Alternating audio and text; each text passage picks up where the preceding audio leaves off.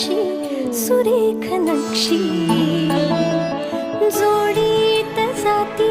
मना मनाला नात्यांचे हळवे पक्षी दाराशी सुरेख नक्षी एक रेष हलता चित्र हे विस्कटते सावरून घेता रंगांनी नटते या वातीला वात मिळूनी आसमंत उजळी सांगते